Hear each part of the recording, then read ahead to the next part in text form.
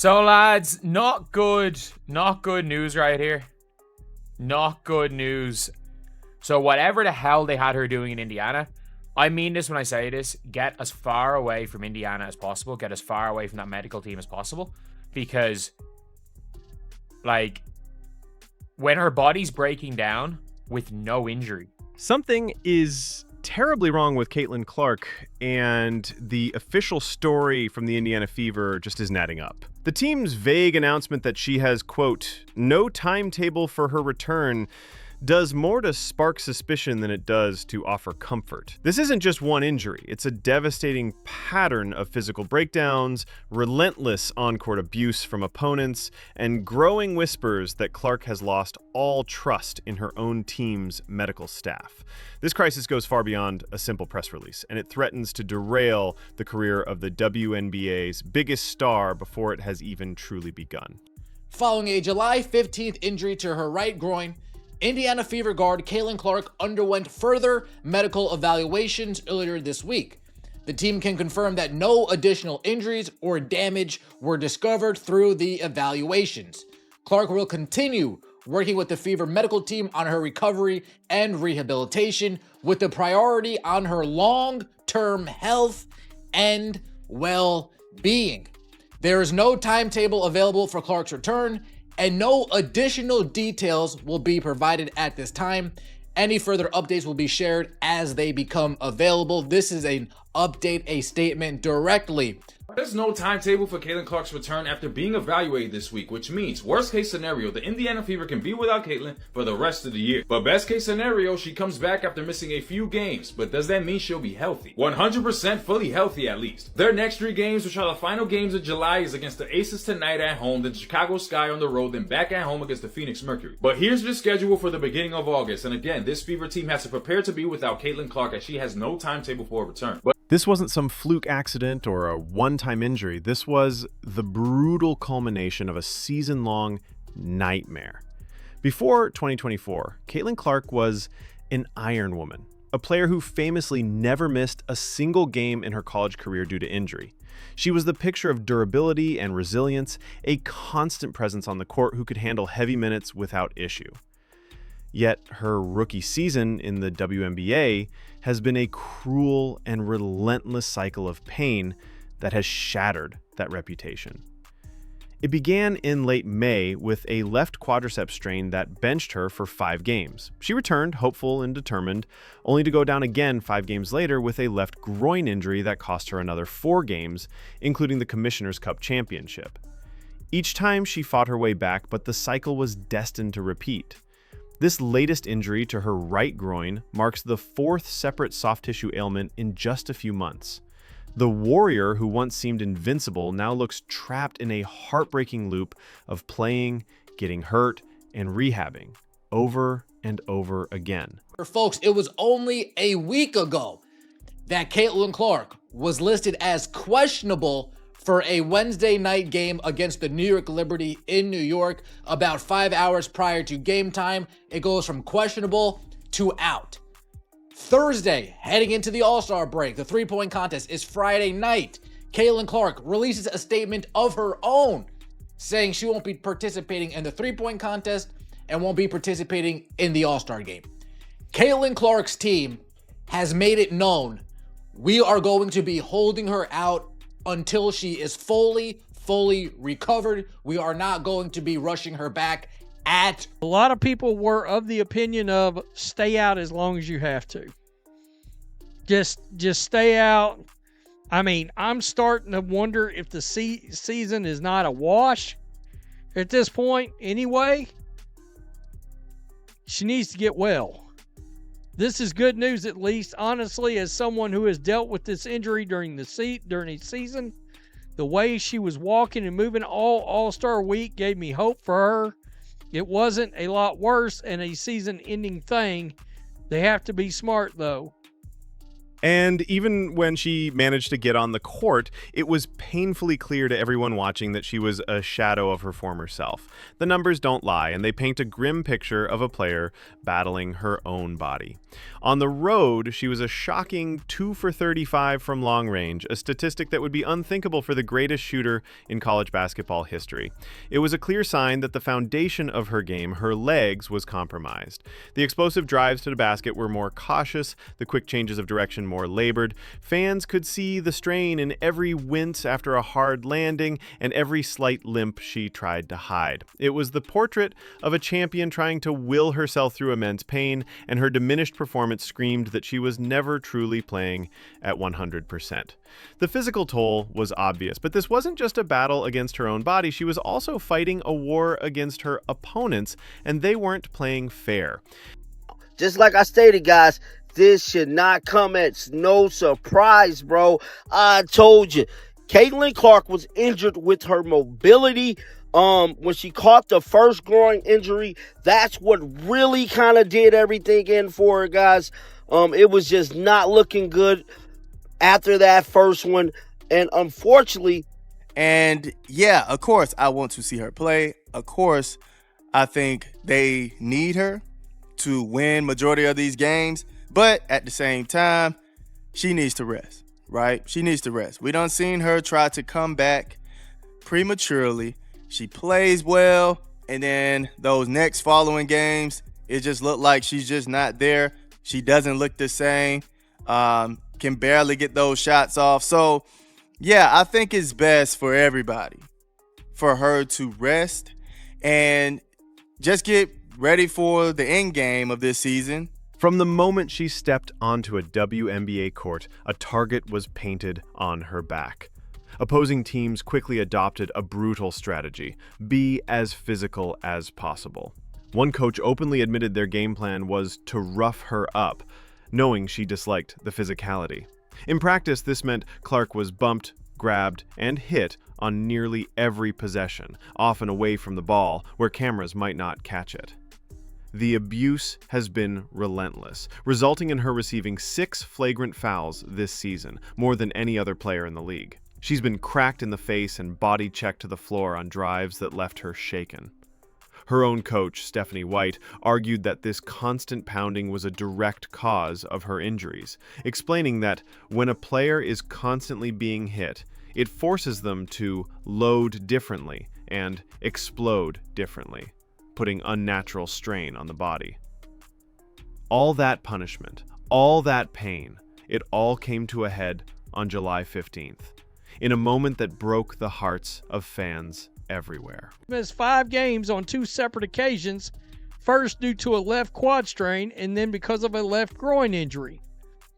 However, the Fever announced no timetable for her return.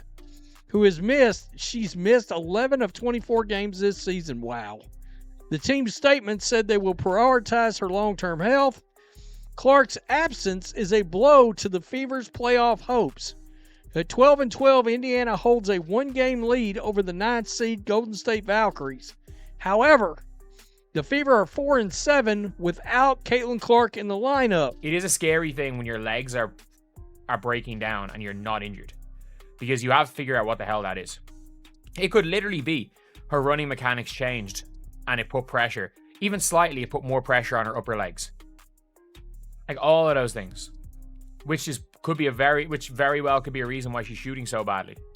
Like maybe she did too much work trying to bulk up her upper body and not enough on her legs. Like, I don't know. She should probably go, I mean this when I say this, go to Iowa and do what she did in the offseason beforehand.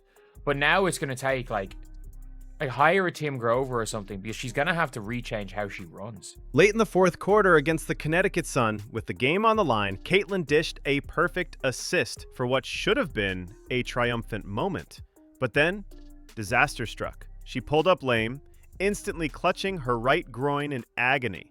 The arena fell silent as she limped to the bench. In a raw display of frustration, she slammed her head against the padded basket stanchion before sinking onto the bench, pulling a towel over her head to hide the tears. It was a gut-wrenching scene.